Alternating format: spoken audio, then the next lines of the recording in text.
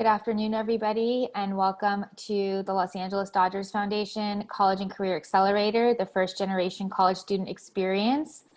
We are going to get started in just a few minutes, just waiting for giving folks a chance to join in. So we'll be starting in just a few minutes, but thank you if you've already signed on.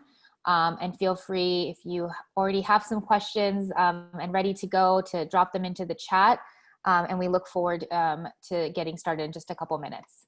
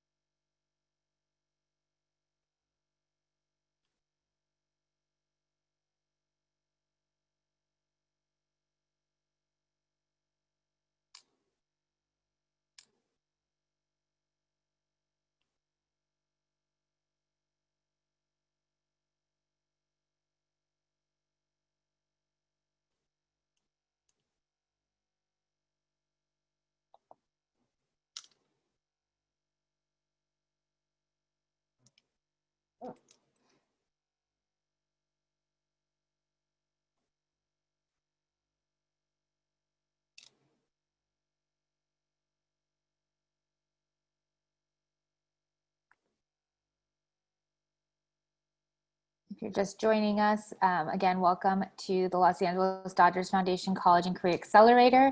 We're just waiting a couple minutes to let everyone get a chance to join the webinar and get settled in. And so we should be getting started in a few minutes. But in the meantime, if you have any questions that you have already thought about, we would love for you to join in on the chat, and we'll be monitoring that throughout the panel so that we can answer all of your questions.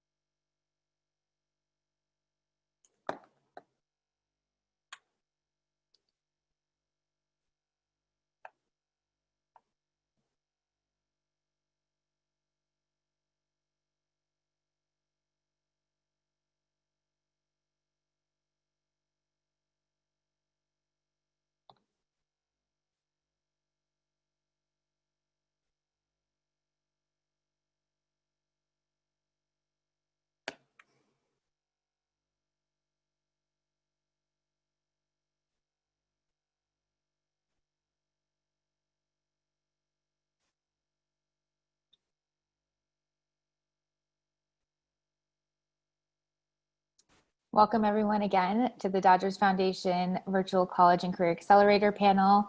We're going to wait about one more minute to let a few more folks to join.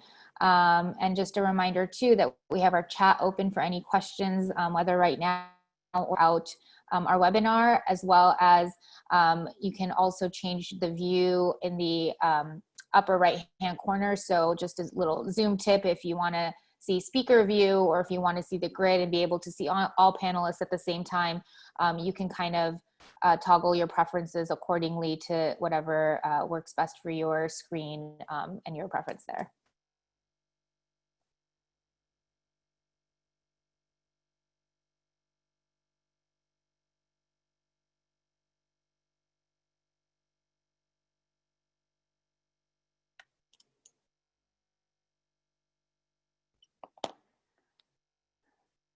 Awesome. So I think we're going to go ahead and get started. So welcome everybody again. My name is Shatali Gala. I'm the Chief Operating Officer of the Los Angeles Dodgers Foundation, and we're so excited to have this virtual panel here for you today. This is our third College and Career Accelerator panel, and we're focusing on the first generation college student experience. Just to give you guys a little bit of background, the Los Angeles Dodgers Foundation is the official 501c3 nonprofit affiliated with the Los Angeles Dodgers. And through a social justice lens, we run and fund proven programs that help level the playing field and invest in on-the-ground services driven by the communities that we serve. I was on a webinar earlier this morning, and a sociology professor that I'm sure many of you are familiar with, Manuel Pastor at USC, shared that there have been decades when nothing happens, and there are weeks when decades happen. And as we have seen in the last 3 months, and certainly in the last few weeks, we have seen decades happen. And so going from facing one pandemic to two, now more than ever, it is so important for us to be resilient. And for the students on this panel, I'm so proud that you're joining a week after school being let out, to continue to further your options and explore what opportunities lay ahead for you, whether you're a junior, you're a senior, getting ready to go to college in this new reality. Super proud to have you guys all here. And for us, the College and Career Accelerator is really our initiative designed to expose you guys, the high school students, to college and career opportunities. As you guys, I'm sure all know, and you're going to hear from our panelists today, it's never too early to start thinking about college. And today's panel is really going to kind of give you a comprehensive overview from students who experience firsthand what it was like to be a first generation student to go to and through the college process. Additionally, after the webinar and our follow-up email, we're going to be sharing resources that our panelists are going to be referencing throughout, including a college playbook, and a hotline that will be available. And really special is that they're keeping the hotline open an extra hour today, so that even after this panel, if you have additional questions, you want one-on-one time with some of these great panelists, they're going to be available to you. So we'll be sure to share that information as well. So today's workshop, I'm going to turn it over now to Lupita Martinez, and I'm going to turn it over to her to introduce our panelists and to take it from here. So thank you guys so much, and enjoy. Yeah, absolutely. Thank you so much for that. So let's just go ahead and get started. So my name is Lupita Martinez. I am a first-year college advisor with the USC College Advising Corps, and I will be today's host. And I will be moderating the conversation. So welcome to our first generation college student experience webinar. Again, I am so excited to be here with you today. Really quickly, I do wanna go over a cool Zoom feature, which is the Q&A feature. If you look below on Zoom, you will find a little box that says Q&A. If you do have any questions throughout this session, please feel comfortable to drop them off there, and we're gonna be doing our best to monitor it and answer those questions. So let's go ahead and kickstart our event by a poll question. And I'm going to start off by asking, what do you know what first gen means? First generation. So I'm going to go ahead and give you some time, if that's up, to answer that question.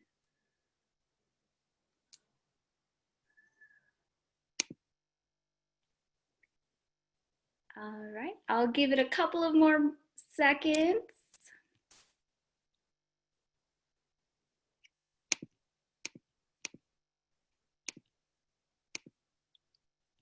All right, well, thank you so much for participating. For those of you that do not know what does it mean, or when you hear the term first gen or first generation, it means that you're the first in your immediate family to graduate from college. And let's say you have an older brother or sister that is currently in college or graduated, that still makes you a first generation college student. So if you have additional questions about that, go ahead and feel free to drop it on our Q&A. You will be hearing that word a lot today. So, so just keep an eye out for that. But now I'm going to go ahead and share a little bit about my story. So I myself am also a first generation college student, and I was also the first one in my family to graduate from high school. I went on to complete my bachelor's at the University of California, Irvine, UCI, Zot Zot, that's our mascot. And I graduated with a double major in criminology, law and society, and psychology and social behavior. However, the journey to get there let me tell you, it was not easy. There was, unfortunately, a lack of guidance, a lack of resources throughout the college application. I don't even know the difference between UCs and Cal States. So if you find yourself in that situation, it's okay. That's why we're here. But there was additional hurdles that I faced. My parents only spoke Spanish, so just communicating with them about why I needed to ask these questions of, their personal information, or why did I want to go to college? It was a little bit difficult. And just reflecting on that experience, I do not want any of you, our students that are here with us today, to go through those challenges. So that's why I want to share my story. I want to share my mistakes. I want to support you all by providing you with resources and helping you get to college and beyond. And that is what the USC College Advising Corps is actually helping me do. It's a stepping stone to my mission and my career goals. So you're probably like, okay, what is the USC College Advising Corps? So it places recent graduate students in high school. So I'm placed at Alhambra High School. I'm a first year college advisor there, and we help our seniors and other grade level support them and guide them throughout the application process, financial aid, and help them reach their goals for to get into college. So that is a little bit about my story, but I do want to turn it over to our lovely panelists that are going to be sharing about their stories, and we're going to be picking their brains and learning about their stories. So Jarrell, go ahead and kick us off and tell us a little bit about yourself. Hi, everybody. My name is Jarrell Sells. I'm a first-year college advisor, and I'm a first-gen college graduate. I graduated from Cal State Long Beach last year, 2019, with a bachelor's degree in sociology. So my application process within high school was kind of tough because I'm the first in my immediate family to go to college. So I didn't have anyone to kind of lean on as far as my family goes. So when I was a senior, I had to learn how to seek help. So I sought the help of my college advisor, and ultimately she helped me connect the dots on to get to college.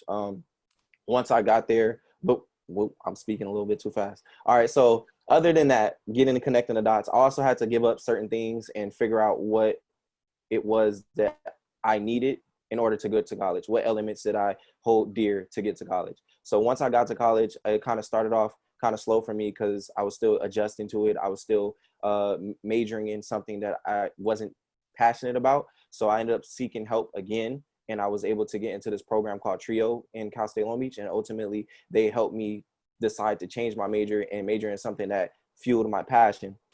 So I was able to graduate from Cal State Long Beach in 4 years, debt-free as a result of all of that. Thank you so much for sharing, Jarrell. Next up, we have Joanna. Yes, hi everyone. So my name is Joanna. I'm a second-year college advisor here in Compton. So I graduated from UC San Diego in 2018. I got a bachelor's in sociology, a bachelor's in ethnic studies, and I also did a minor in education studies. So for me, I grew up with immigrant parents, my mom from Mexico, my dad from El Salvador. And both of them, always told me about the importance of going to college. However, when I was 8, my dad did pass away. And from then on, I really only had my mom, who was undocumented literally until last year. So going through the financial aid process in high school, the college applications, and then college itself was actually a little difficult. So now being from Compton, my peers and I never really saw what successful people from our community looked like, or what they were doing. So others made assumptions about me because of where I was from. So I was eager to prove them wrong. And luckily, I was able to get involved in college access programs at my high school. And that's what really helped me get to college. And I even got a scholarship that lasts for 10 years. Thank you so much for sharing, Joanna. Just as a reminder, if you're just joining us, our panelists are sharing a little bit about their story, and we'll get to learn even more about their story later on. So Ricardo, can I have you go ahead and go? Hi, good afternoon, everybody. My name is Ricardo Garcia. I'm a first-year college advisor at Downey High School. And my story is a bit similar to my colleagues here. I am the first in my family to graduate from high school and college. And I did end up getting my bachelor's at UCLA. but the story is not as pretty as it seems. When I was in high school, I was homeless twice, and did not think about college at all. My parents are from another country. They still to this day don't know what FAFSA is. I just get their taxes and that's it. And my siblings didn't finish high school either, so that ultimately put me at the mindset of not going to school. It also didn't help that when I applied out of high school, I got rejected to every single school, so I was for sure in the mindset that school is not for me. Fortunately, I had a counselor that pushed me towards something that I did not want to do because I had the mentality that this is not for me. It was pushed me to community college. I did not want to go because I always thought the community college was for not the smartest, and I ultimately ended up going to community college for 2 years. I went to Compton College for 2 years, and then that's when I transferred to UCLA. And I got accepted to multiple universities, but I thought UCLA was the best fit for me. And once I got to UCLA, it was very fun. I was a part of the football program there. I was also a peer mentor, and I made the best of it. But the biggest thing was that my parents saw me walk that stage because they came from another country. My mom left her entire family, and now I'm here sharing my story. So hopefully one of y'all can relate to it. Thank you so much, Ricardo. Sara? Hi everyone, my name is Sara Landecci and I'm also a first-generation college graduate.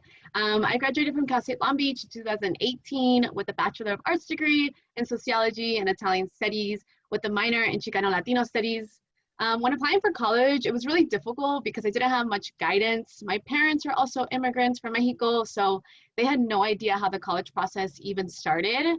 And it was also really difficult when I even started applying for college. My financial aid process was really difficult because my parents only spoke Spanish, so that was really difficult to, try to support them. Nonetheless, being a part of AP classes and also extracurricular activities, I understood the importance of college and supporting my community. So once I got accepted into Cal State Long Beach, I ended up being accepted into EOP, which stands for Educational Opportunity Program for low-income first-generation college students. They supported me because not only was it difficult to get to college, but it was difficult to survive college, right? So that program really supported me. Eventually, I ended up becoming inspired and joining a social group for students called La Raza Student Association, really great for Chicano Latino ex-students. And then I also was inspired to study abroad in Italy, which was absolutely amazing. I got to live abroad, and I'll talk a little bit more about that, but I was able to do that all debt-free for college. So. Awesome, thank you. Thank you, Sara, for sharing, and for the rest of our panelists. It's just amazing how, everything that you went through, and you're still all here today. You're pushing and you're paving the path. So just thank you so much for being vulnerable and open and agreeing to being here with us today. So before we continue to the first portion of our segment, which is going to be college application, we're going to talk a little bit about that. Let's go ahead and drop a poll question for our students that are joining us today. Do you want to go to college? And I'll give you a couple of seconds to just quickly answer yes or no.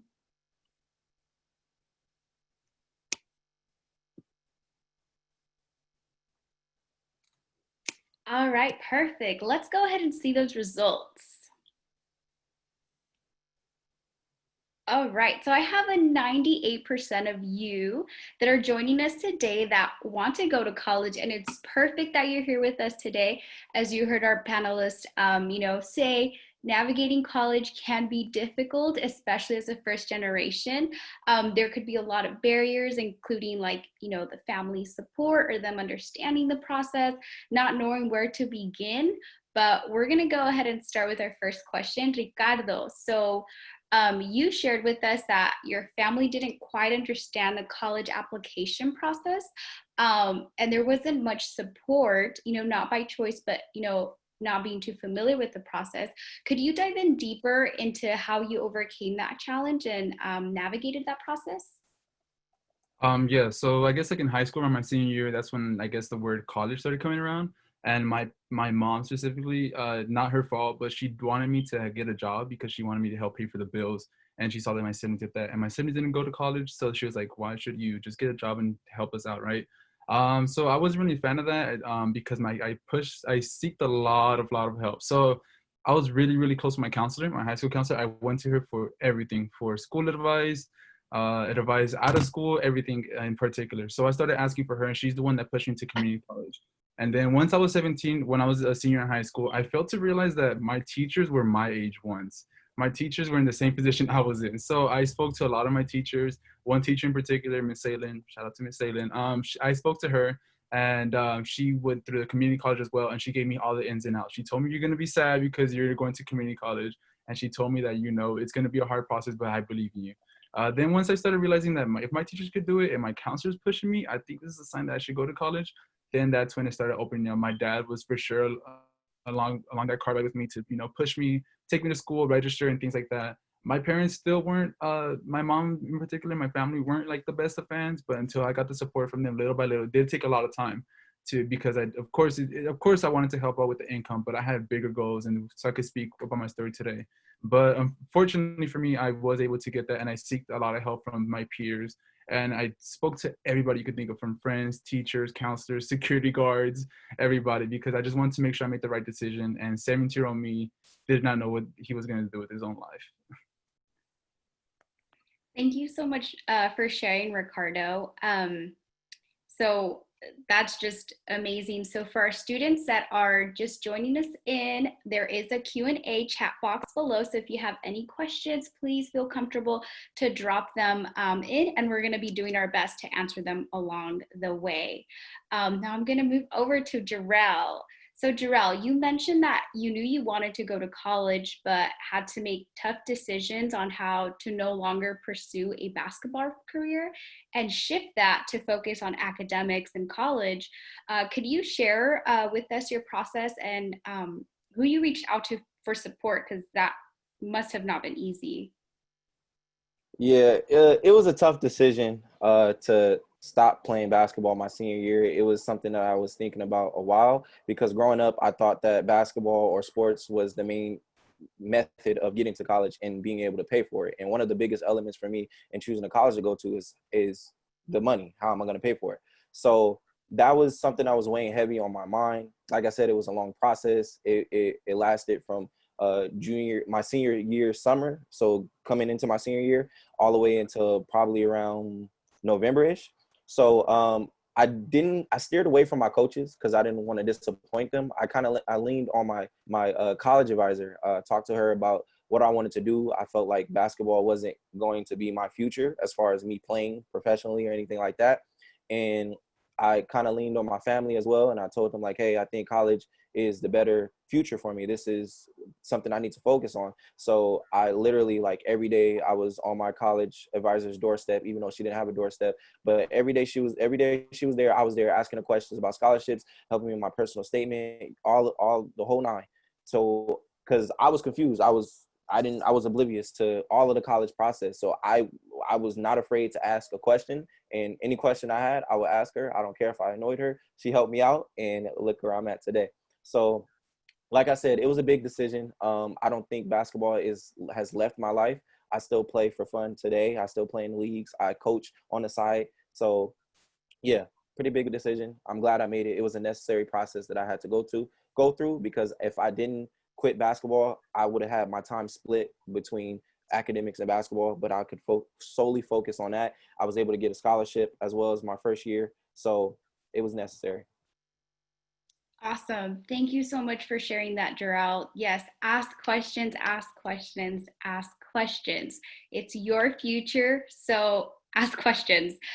Before we continue, I do want to check out the Q&A box and see if there are any questions that are in this category that we can go ahead and answer. So I do see a lot of scholarship questions. We will get to that portion. Actually, y'all are getting ahead of me, so I won't answer those just yet because we will be talking about that. But just as a reminder, can we go around and just one more time repeat for our students, what did we end up majoring or studying and majoring in? That is one question. So I'm just gonna go in order of how you see it here on my screen. Ricardo, if you can go ahead and remind us where you went to school and what you majored in. Yeah, for sure. So I started school, I got my associate's degree in Compton College. I majored in sociology there. And for my undergrad, my bachelor's, I did that at UCLA, and I did education and ethnic studies. Thank you, Ricardo. Joanna? Yes, so I went to UC San Diego. I did a double major in sociology and ethnic studies and a minor in education studies. All right, thank you, Jarrell.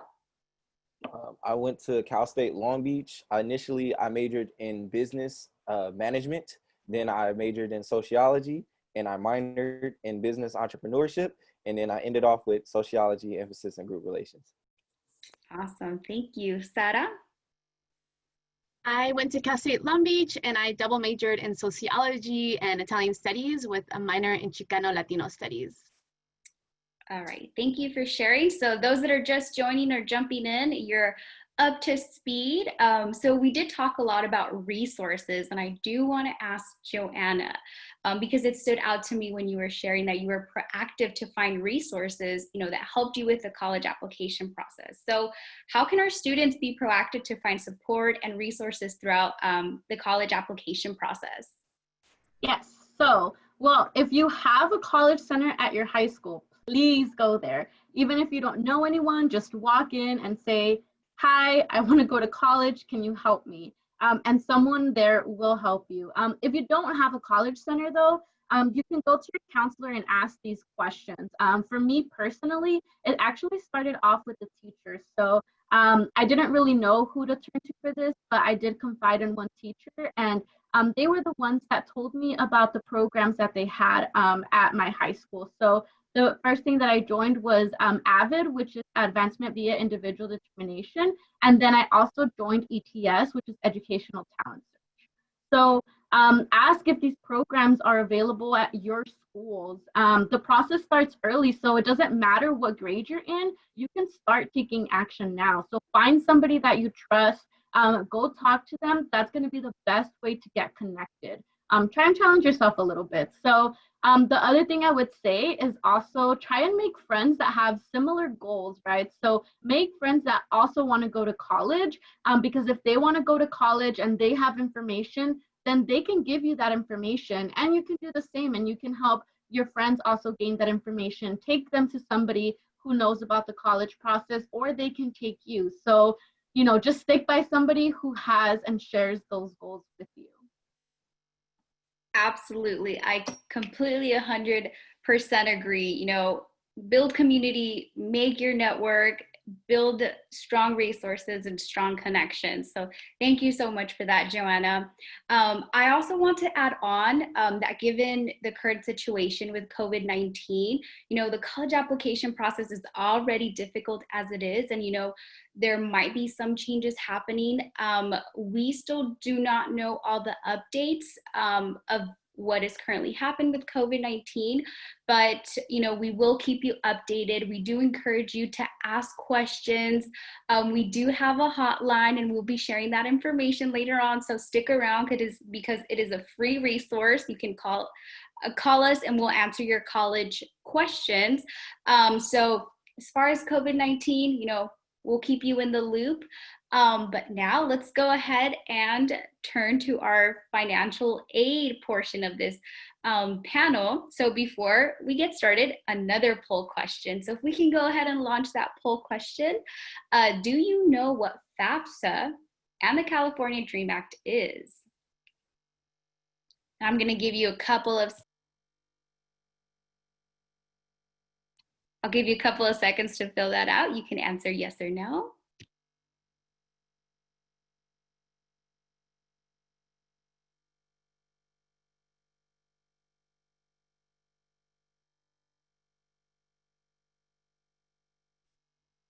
I should have added music for that portion of it. I'm like nodding my head like there's music.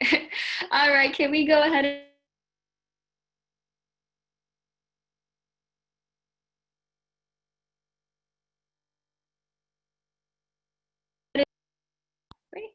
okay, there we go.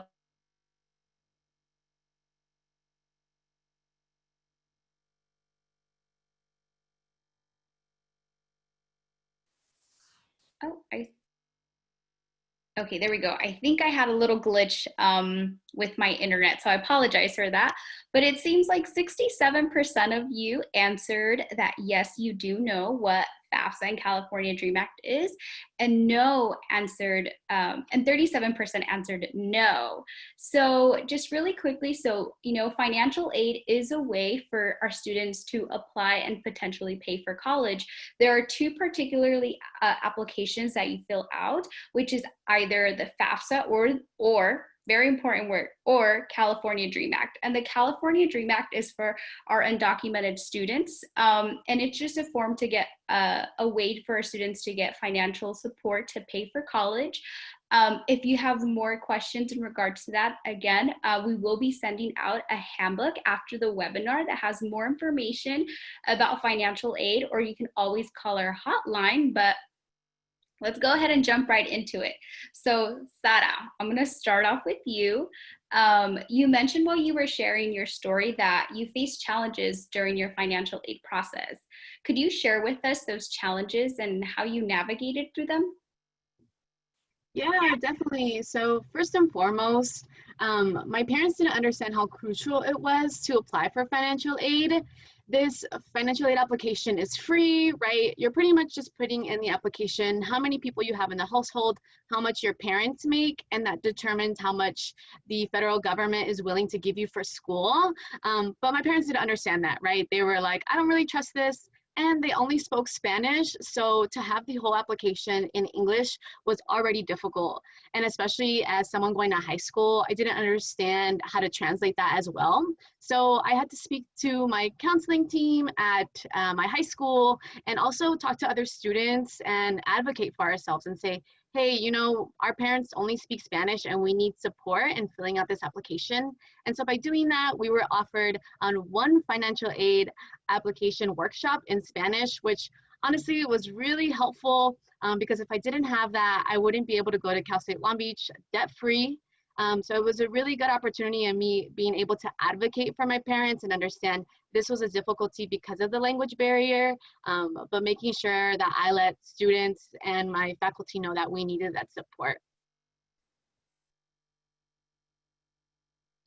Yeah, thank you so much for sharing Sara. Now we're gonna move on to the next portion. So we did have a lot of Q&A questions in regards to scholarships. So students that are waiting for those scholarship answers, pay close attention to this part.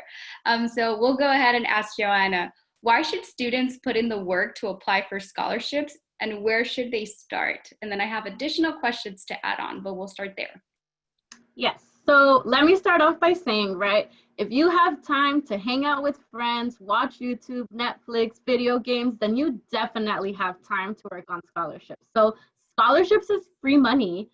This is money that you will not need to pay back. So if you ask me, it's worth it to invest some time and earn that money by simply writing essays, maybe a couple, instead of having to work. So, you know, even for a $500 scholarship, right, all you got to do is write the essay, get it revised, and then, you know, that's it. Submit it in the comfort of your own home. So now in terms of where to start, if you don't have a college center, then, you know, Google's going to be your best friend. So always, you know, read carefully, be careful about the information that you're providing. Never pay for a scholarship. Some websites that I would recommend are College Board, Chegg, FastWeb. My favorite is called JLV College Counseling. These sites have so many scholarships that you can apply to.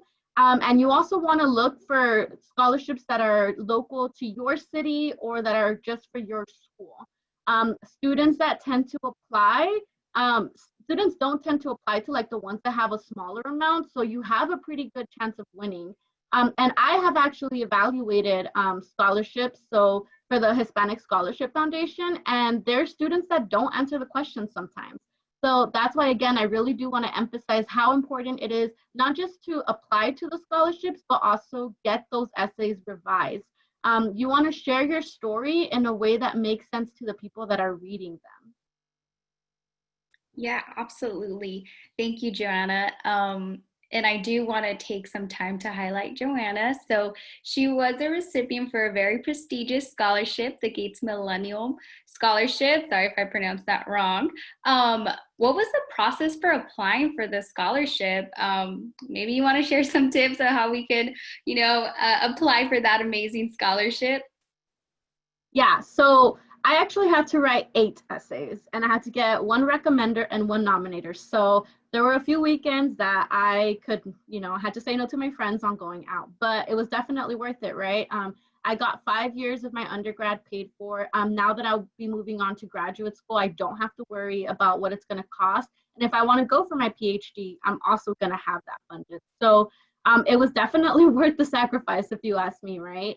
I would say that, well, right now, that scholarship, unfortunately, is no longer the 10 years, but they did have an extension for paying all of your undergrad.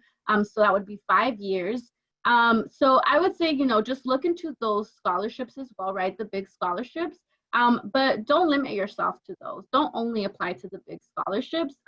Again, I think the very important part that I do want to emphasize is that I did not do this alone.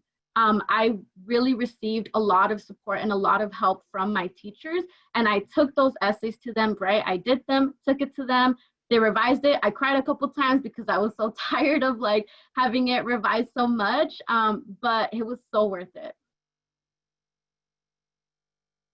Absolutely. Thank you so much for sharing, Joanna. So again, as you hear when our panelists are answering their questions, they talk a lot about, finding that support. It's so important, sometimes we try to do these things alone, but it can be a lot. So don't be afraid to ask for support, ask for resources.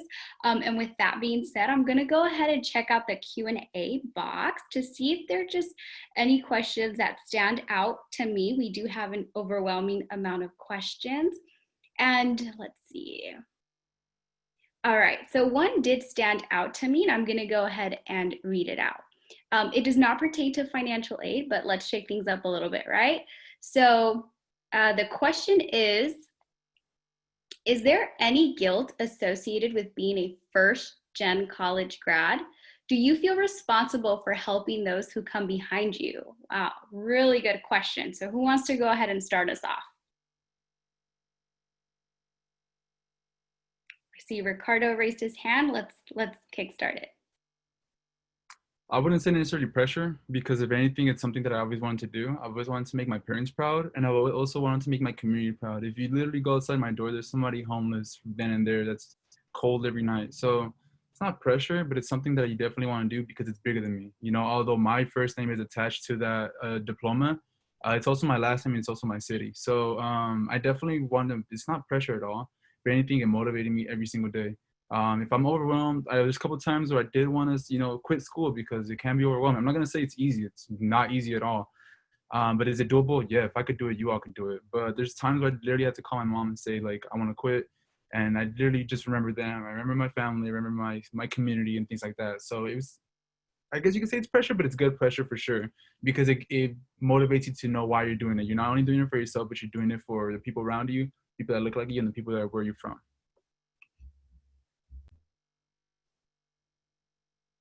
I would like to go, Lupita.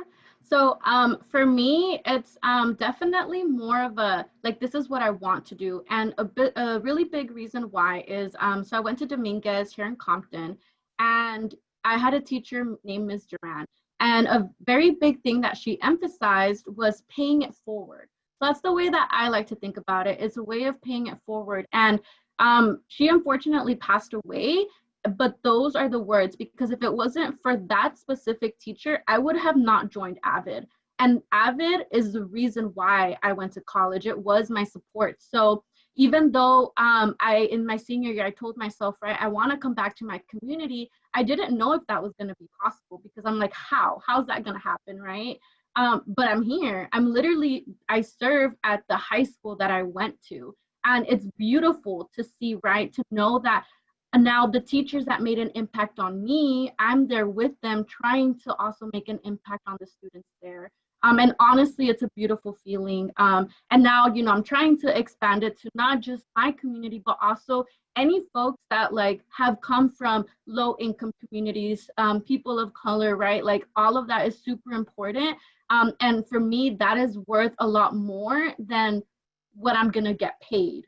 It's really heartwarming, and I want to be able to continue doing that. Wow, thank you so much for inspiring me, y'all. Like, I really appreciate you sharing, Ricardo and Joanna. It's just very powerful, and thank you again to all of our panelists for being with here and sharing your stories and being vulnerable. Before we move on to the next thing, just remember, you know, it doesn't matter what income bracket you come from. You know, our low income students, I work with many of them and they think they can't go to college. There are resources. If you take anything out of, you know, this particular section, which is financial aid, there are resources. So reach out, ask for help, and we're all ready to help you all. So with no further ado, let's go ahead and transition to the next portion of our panel. We're gonna go ahead and pull up a poll. So if you can go ahead and throw that out for me, please.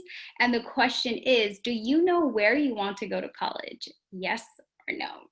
And I'll give you all a couple of seconds to answer.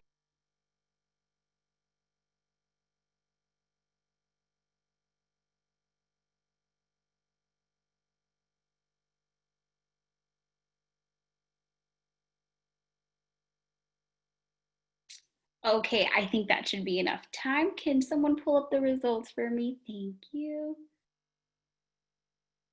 All right, so I see that 60% answered yes and 44 answered no. And let me tell you, it is totally okay if you do not know where you want to go to college. You know, there's definitely a lot of factors that need to be taken into consideration because it's such a big decision. It's such a big step. There are many factors that need to be taken into consideration, not only your major, but location, academic program. What is the campus culture like at that campus? The cost, and there's a lot of other things to be taken into consideration. However, even when doing your research, we know that transitioning to college can come with obstacles and it can be a little overwhelming. So let's go ahead and start off with Jarrell. So some students may not know what they want to major in or what career they wish to pursue. Can you talk about your experience when choosing a major? All right. So in high school, someone that we're not going to name told me, he said, you need to major in business because everything's a business. And if you don't know what you want to major in, why not major in business? So I was like, all right, I'm a major in business. So I thought, I'm not going to lie to y'all, college is stressful. But my first 2 years, I thought it was like the most difficult thing ever. And the reason being is because I was majoring in business. I was struggling to pass my classes. And within like my K through 12 career, I never like experienced failure. I didn't fail any of my classes, but I was barely passing them. I was getting C's, and to me, that's failure.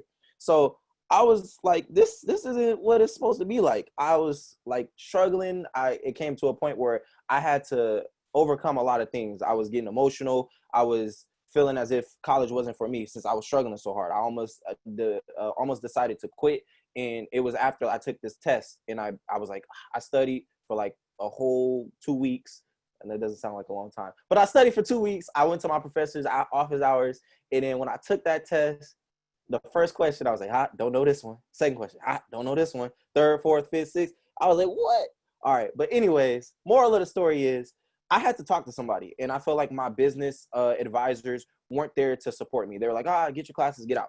But this program, TRIO, which is basically for first gen students, was that extra support for me. And one of my classmates was like, yeah, you should go join this program. So I decided to do that. I ended up having an advising session with them. And they were like, what are you passionate about? Like, I don't want to know what you want to major in. What are you passionate about? And that's what stuck to me. What am I passionate about? And ever since I was a kid, I was passionate about kids. I was passionate about youth and being a role model and being able to help them out. So my advisor was like, you know what? I think sociology might be the move for you. Because and it was. As soon as I took the intro to sociology class, I fell in love. It opened my mind to think about others. And ultimately I use that in my profession now. I'm a college advisor. I'm engaging with different students of different backgrounds, different sexual orientations, different preferences. And I feel like if I didn't have that mindset, I wouldn't be able to attempt to understand them and help them. I'm also a coach on the side. So I'm dealing with different kids of different backgrounds, different social economic statuses. So I use this major in my life as well as how I think, how I speak, and my workplace. And I feel like if I didn't go into the trio and get that help from my advisor, and if I didn't go through that process of struggling and being upset and frustrated with business, I wouldn't have understood that. And I'm probably going over my time, but just to throw this in there too, you also like learn about yourself as a student. I took these business classes and I understood that being in big lecture halls wasn't for me. I needed to be in a smaller environment, being able to engage with my teacher and knowing my professor, not just raising my hand and being number 127 in his class. So all of that, going through this whole process helped me understand who I am as a person, who I am as a student, and it was just amazing. So yeah. Wow, thank you so much for that, Jarrell. So all of our students that are with us today, as you can see, we're all here very passionate to help you and share our stories. So thank you so much for sharing that. Jarrell, if you do not know what major you want to go into, it's okay. Explore, talk to your counselors. And how, Jarrell said, like, follow your passion. What is that passion of yours? But in addition to that, there are other factors that you do take into consideration. And I'm going to take this one with Sara, because she did mention that she studied abroad. And I would love to know more about, where did you go? What was that process like? How did you grow as a person? Do you have extra souvenirs to give me? I love that. So yeah, definitely. So first and foremost, right, what is studying abroad? So studying abroad means that you're going to college and living in a different country for a period of time during college. So for me, I went to Cal State Long Beach my freshman and sophomore year, and then I decided to go to Florence, Italy for an entire academic year during my junior year. And then I came back to Cal State Long Beach to finish my degree. And it was absolutely amazing, y'all. I cannot tell you, it was the best time of my life. But it was really difficult to get my parents on board, because they were like, okay, why are you going to a different country for an entire year? Not only because students can go study abroad for a semester or a summer or a year. And I was like, if I'm gonna go study abroad, let me just do the whole year. Why not? So I decided to do that. But they didn't really understand, like I said. And so Sara, you missed the most important question. Do you have souvenirs left? Oh, I'm totally kidding. Thank you for sharing, Sara. So, oh, I think she froze. But we'll go ahead and keep. Did I freeze? Did she freeze? I think she froze. But yes, like I was saying, y'all, I pretty much studied abroad for an entire year. It was really amazing. And I just had to convince my parents, right, that with them, migrating to the United States and going through so many challenges here, I really wanted to take advantage of the opportunity I was given in college. And so you can do that. You can take advantage of a ton of opportunities throughout your college experience and be able to go abroad and to learn. So it was really great. And a lot of students always have questions for me. How was I even able to afford that? I was able to afford that with my financial aid application, and then also doing a scholarship. So really great. If students are interested in studying abroad, I would definitely look into that at your study abroad office in college. But like I said, take advantage of those opportunities, because I wouldn't have been able to live in Italy for an entire year if it wasn't for college. That's amazing. Thank you for sharing, Sara. And I'm just jumping in because I think Lupita froze. So I think the kind of as a follow-up to that, maybe not as far as going to Italy, but obviously all of you guys chose to go to local schools.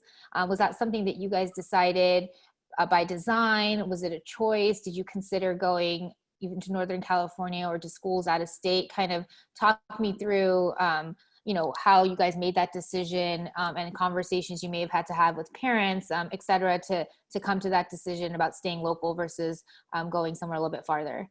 Maybe Joanna, I saw you nodding along, or Ricardo. Oh, Oh, everyone. Okay, so we'll start. Everyone has an opinion on this one. So maybe we'll start with Joanna. We'll go in a circle to Ricardo and then Jarrell.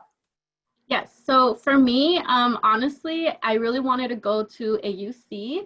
I will say though, when I made my decision to go to UC San Diego, I was not aware of there being a checkpoint between LA and San Diego. So like I mentioned earlier, my mom wasn't documented, and so that made it very difficult. But I was still close enough, right? 2 hours away, I was close enough to still come home and visit. I do want to say, because there was a question earlier, on the chat, but I do want to say that now that I've done my undergrad, my mom has her residency now. I am comfortable moving away. I'm actually moving to the East Coast in a month. So I think honestly, I would say it just depends on your personal situation and everything going on around. So it's take the time to reflect and see if this is something that's doable for you. Thank you, Ricardo. So I was considering going away from home, like away from home. One school, obviously as a transfer student, one school that I was really considering was Duke University. That's in Durham, North Carolina. And I was also considering UC Santa Barbara, which is a bit more local. And I was very fortunate to visit all schools, but I did choose a local school because I'm a mama's boy, so I'm not afraid to admit that. So I definitely didn't. I wanted to be far enough from home, but close enough to come back on the weekends to wash my clothes. So obviously family was a pretty big factor because I did want to stay close to home and I still wanted to have that information with me and things like that. And so I could just see my family and my family could come visit me. I could give my mom a tour of Westwood and things like that. So I was very, very close to considering going literally across the country. Amazing. There was a preconceived notion as growing up in Long Beach that when you graduate from high school, you don't want to go to the local city college or the local university. So initially my thought process was like, oh, I'm not going to Cal State Long Beach because everybody is going to be there and I don't want to see everybody. So initially I thought I was going to go to Fullerton. I paid a visit to Cal State Fullerton. Wasn't for me. I didn't feel like I could see myself there. It wasn't enough diversity for me personally. So when I visited Cal State Long Beach, I was like, oh, this is home for me off the bat. Gave me the best financial aid package. Then I thought about how am I going to get to Cal State Long Beach because I don't have a car as an 18-year-old. So I had to think about all of that. I got to catch the bus there daily. And that was the easiest method for me to go to Cal State Long Beach. So those elements are the ultimate decision for me to go there. Yeah, and so for myself, I was between Cal State Long Beach, like Jarrell said, and San Francisco State. I went to go visit San Francisco State, and it was amazing, and it was really beautiful, but I realized that my financial aid package wasn't going to cover everything, and I was going to struggle with paying for school. So I decided to go to Cal State Long Beach, keeping in mind that I eventually wanted to study abroad. And so thankfully, like I said, I had that whole financial aid cover my entire year abroad in Italy, along with applying for scholarship. So that just seemed like a better package for me. Amazing. And Lupita, I will throw it back to you now. Oh, I think she's still frozen. Okay. Awesome. If you could give, as we're kind of wrapping up in these last couple of minutes, we'll kind of go around again to the group. If you were sitting in the shoes of the young people that are watching you today and kind of looking up to you guys now, what is the one kind of piece of advice you'd really be like, take away with this as you're starting on your journey that you guys just finished, 4 or 5 years ago? What would you had wished someone like you was telling you? And we'll start with Sara. I would just make sure to let students know to get involved, right? I think so many times we're so scared to get involved. We're the first in our family. We're not really sure what avenue to take. Ask, try new things, take advantage of the opportunities given to you and available to you, and really advocate for yourself. That's something really important that I think first-gen students I want to remind them of, to self-advocate for yourself so that you can have all the opportunities you're available to. So that's it. Awesome. Thank you. And then Joanna? Yeah. So definitely again, I'm from Compton. So when I was in college, there was definitely a lot of stigma, and people would ask certain things about Compton, and there were no negative associations. So at one point I did doubt myself, and I did wonder, how it is that I got into school with, everybody else that I was around. But I did start taking ethnic studies classes. I met other people who were also first generation, low income, even people that were actually from Compton that I hadn't even met before. So I started becoming empowered and comfortable with my identities. And I realized that I put in the work, right? Just as everybody else here, like everybody put in the work, and I deserve to be there just as much as everybody else that was there. So bottom line, I would like to say, take ethnic studies type classes, do summer bridge programs, join organizations, be in a community that empowers your identities. So I know these things can be frustrating, but you are resilient. And if you ever, find yourself like, if you're doubting yourself, I hope you remember this session and remember that there are people that have been in the same position that maybe you are in, right? Or at least somewhat similar. So we are here because we care, and there's so many people out there that are eager to see your success. And just remember, wherever it is that you go, you deserve to be there. Wow, I love that. Wherever it is you go, you deserve to be. That's great. Jarrell? That's amazing. I love it. We were once in you guys' shoes, so really take this to heart. Like really think about what we're saying, okay? So what I want you guys to take away from this, or take away from me, is find what you're passionate about, because no one can take your passion. You can tailor your degree towards your passion. I guarantee you can. Somehow, some way, you can do that. Seek support because it's there for you. Don't think that you have to do this alone. Even if you feel like in your life you are alone, there's going to be somebody somewhere, some program that's going to be able to help you somehow, some way, okay? And then last thing will be to continue to learn about yourself. This is the opportunity and the space for you to learn yourself in and out. Awesome. Thank you. And then Ricardo. So the biggest thing about me is, so just really quickly, like I quickly mentioned, just to bring up the community college aspect. I know some of you are probably considering community college, things like that. And I do know that there's a negative stigma with community college that is not for the so smart people. I do know that because I've been told that my entire life.